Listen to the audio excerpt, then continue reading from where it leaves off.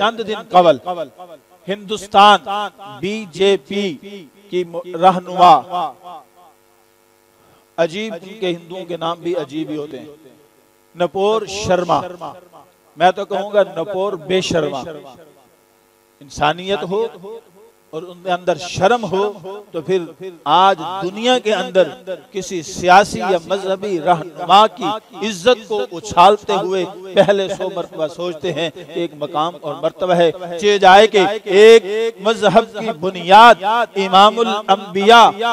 और कुल कायनात के मूजिद वजह सबब बनने वाले कि आप अगर ना होते तो कायनात का वजूद जो है वो ना होता, तो उसकी जात के ऊपर इस अंदाज में कीचड़ उछाला जाए और उस बदबख्त ने इसी को बदबख्ती करते हुए अपनी नापाक जुबान से ये नापाक जुमले जो है वो अदा किए कि 9 साल की उम्र की बच्ची के साथ निकाह करके उसको घर में लाने वाले जिसको आप प्रॉफिट मोहम्मद सल्लल्लाहु अलैहि वसल्लम कहते हैं। फिर मैं इतना छोटा सा क्लिप जो है वो मैंने सुना है, लेकिन कुर्बान जाऊं हिंदुस्तान के मुसलमानों पर कि उन्होंने गुलामी की जिंदगी में रहते हुए भी हक अदा किया है, एहतजाज करने का हक अदा किया है। फिर उससे बढ़ करके आज हम लोग अरब रियासतों में रहने वाले शहजादों की जिंदगियों पर उंगलियां उठाते हुए थकते नहीं हैं, लेकिन अब सलाम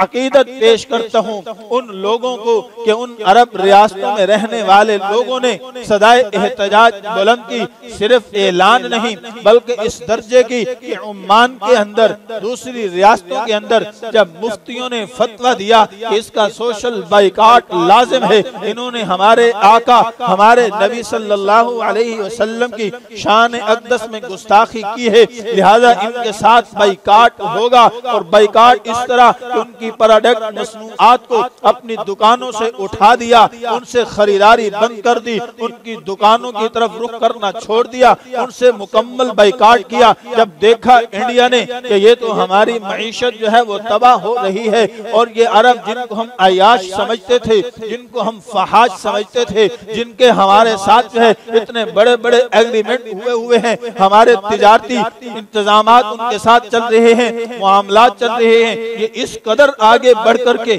इतना बड़ा कदम उठाएंगे उन्होंने शायद कभी सोचा भी ना होगा। जो उनके सामने रद्द अमल आया तो फिर उन्होंने बीजेपी ने माजरत भी की, बीजेपी ने जो है उसको उस ओहदे से भी हटाया, लेकिन उम्मत मुस्लिमा का ये मुतालबा है कि महज ओहदे से हटा देना या लफ्जी जो है वो मुजम्मत बयान कर देना ये काफी नहीं है। हिंदुस्तान की सरजमीन पर कानून मौजूद है, उस कानून के तहत तौहीन मजहब का जो कानून है वो आर्टिकल लगा करके इस बदबख्त को गिरफ्तार करके कैफरे किरदार तक पहुंचाया जाए और हिंदुस्तान की अदालत ने जो उसको सजा बनती है वो सजा दी जाए, तब जाकर के मुसलमानों के दिलों में थोड़ी ठंडक जो है वो पहुंचेगी, वगरना मामला जो है वो खतरनाक है। अब यहाँ पर हम देखते हैं कि आलमी सतह पर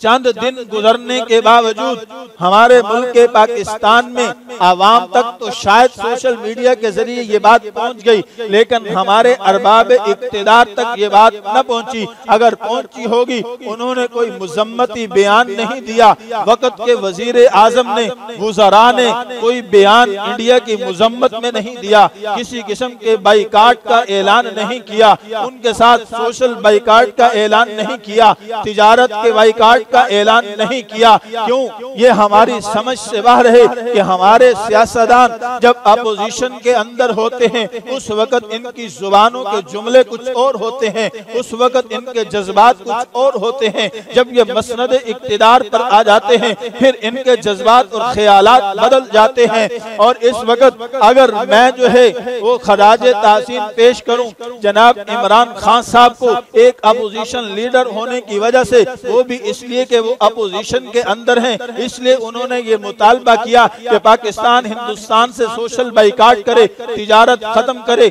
सफारत खाना बंद करे और इस सफीर को जो है वो मुल्क बदर किया जाए। उस वक्त तक जब तक के उस बदबख्त को सजा नहीं दी जाती, मैं कहूँगा जनाब इमरान खान साहब, आज आपके पास कुर्सी नहीं है, आप अपोजिशन में हैं, रोडों के ऊपर अवामुन्नास के अंदर फिर रहे हैं, उनके मजहबी जज्बात से खेलने का हुनर बखूबी आप जानते हैं, इसलिए आज ये बयान दे रहे हैं। 2 साल पीछे चले जाओ, यही मुतालबात हम सब के थे, यही मुतालबात उलमा के थे कि फ्रांस के सरजमीन के ऊपर फ्रांस के सदर ने सरकारी सतह पर आप सल्लल्लाहु अलैहि वसल्लम की शान अक़दस में गुस्ताखी की थी। पूरी उम्मत, पूरी कौम इज्तिमाई तौर पर जो है वो सदाए एहतजाज बुलंद किए हुए थी। रमजानुल मुबारक का बाबरकत महीना था, आपने उस शाकाने रसूल सल्लल्लाहु अलैहि वसल्लम के ऊपर सीधे फायर किए थे, रोजे की हालत में उनको शहीद किया था, जख्मी किया था, कौम से खिताब करते हुए कहा था हमारी मईशत तबाह हो जाएगी,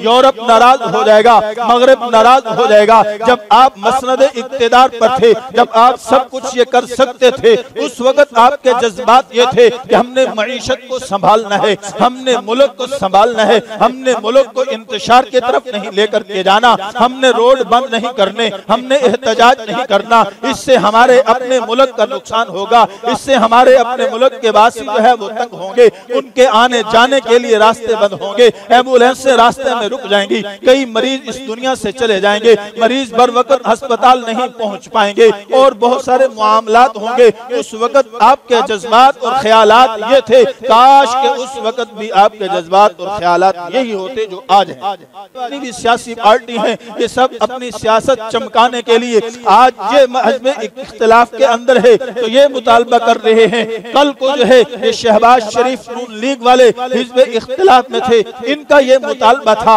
इस तरह ये मुतालबा सियासी इशू के तौर पर ये करना ये ईमान नहीं है, ये करना जो है ये आप सल्लल्लाहु अलैहि वसल्लम के साथ मोहब्बत की अलामत नहीं है। मोहब्बत की अलामत तो ये है, ईमान की अलामत तो ये है, आप सल्लल्लाहु अलैहि वसल्लम के साथ